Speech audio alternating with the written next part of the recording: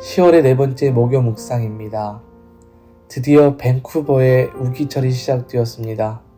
차가운 날씨에 건강에 유의하시고 빗길에 안전에 유의하시기를 바랍니다.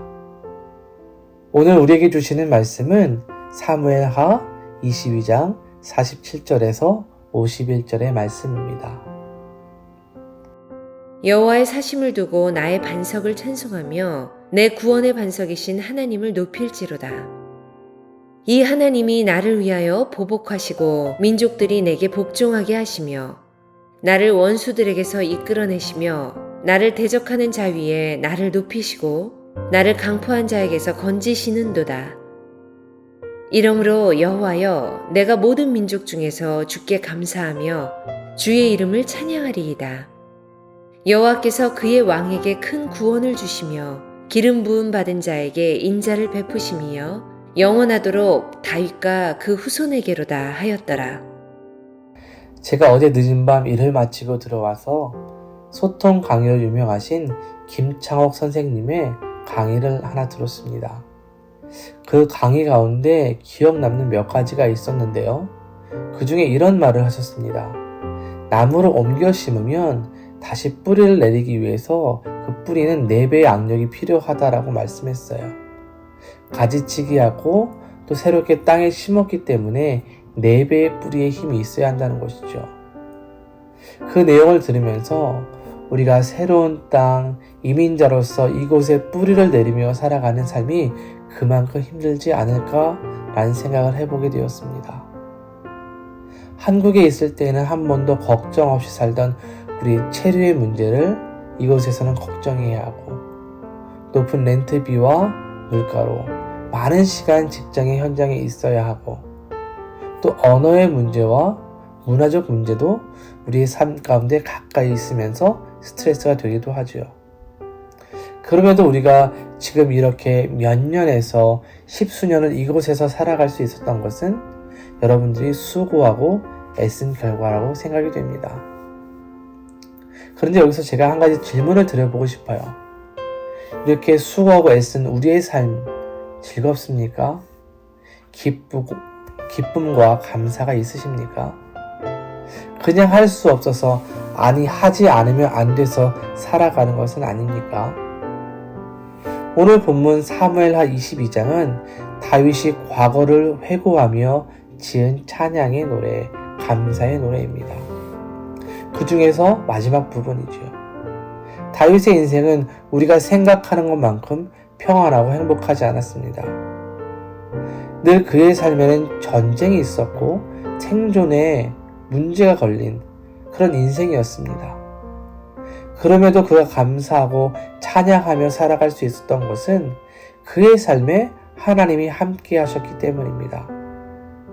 우리가 이민자로 살아가면서 한국보다 4배, 아니 그 이상 힘겨운 일을 해야 함에도 우리가 이곳에서 살아갈 수 있는 것은 우리를 살아갈 수 있도록 하는 하나님이 계시기 때문은 아닐까요? 다윗은 사방에 우겨쌈을 당하고 원수의 목전에서 죽음을 생각할 때에도 하나님은 그를 그냥 내버려 두시지 않으셨습니다. 그러게 오늘 본문 49절을 보면요.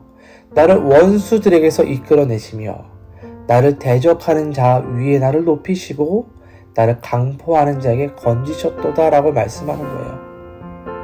원수와 대적들 그리고 포악자들 다윗을 싫어하는 모든 자들로부터 하나님은 다윗을 건지시고 구원하셨습니다. 이것을 다윗은 자신의 인생 속에서 걸음걸음 속에서 경험했던 겁니다. 그러기에 그가 고백하는 것이 무엇입니까? 47절입니다. 여호와의 사심을 두고 나의 반석을 찬송하며 내 구원의 하나님을 높일지로다. 또 50절을 보면 이러므로 여호와여 내가 모든 민족 중에서 주께 감사하며 주의 이름을 찬양하리이다. 여호와 하나님의 이름을 높입니다. 그분을 찬양해요. 왜일까요? 자신의 삶을 하나님께서 지키시고 구원하시고 인도하셨기 때문입니다. 여러분, 우리의 인생에 하나님의 도우심이 없다면 그분의 구원하심이 없다면 우리는 이 거친 세상, 적과 악함으로 가득한 세상을 이겨낼 수가 없어요. 시련과 어려움에서 버티고 견딜 힘이 없습니다. 오늘날 사람들이 자꾸 다른 것을 생각하고 부족함을 말하고 있음에도 없다고 말하는 것은요, 자기 만족이 없기 때문이라고 합니다. 이제 가을이 되어서 옷장을 열고 가을에 맞는 옷을 입고자 하죠. 그런데 여성분들이 가장 많이 하는 말이 뭘까요? 입을 옷이 없다라는 말이래요. 그런데 정작 없습니까? 아니요. 찾아보면 있어요. 그럼에도 왜 그런 말을 할까요? 자기 만족이 부족하기 때문이라고 그래요. 그래서 이 만족함을 채우기 위해서 또 물건을 사고 또 사는 것이다라고 얘기합니다. 사람이 자기 만족을 채우면 더 이상 다른 곳에 눈을 돌리지 않는다고 합니다. 왜냐하면 이미 자신의 삶에 충분히 채워졌기 때문이죠. 그런데 사람은 스스로 자기 만족을 채우는 것이 쉽지 않아요. 아니, 불가능할 것 같습니다. 그 이유가 사람은 욕심과 죄악이 가득하기 때문입니다. 우리 자신 스스로 돌아보면 그것을 너무나도 잘 알 수가 있을 것 같아요. 그러면 어떻게 해야 할까요? 우리 인생에 진정한 만족을 주시는 하나님이 함께 하셔야 합니다. 그분이 우리의 삶을 인도하시고 나의 구원이 되심을 알고 그분과 함께 살아가야 해요.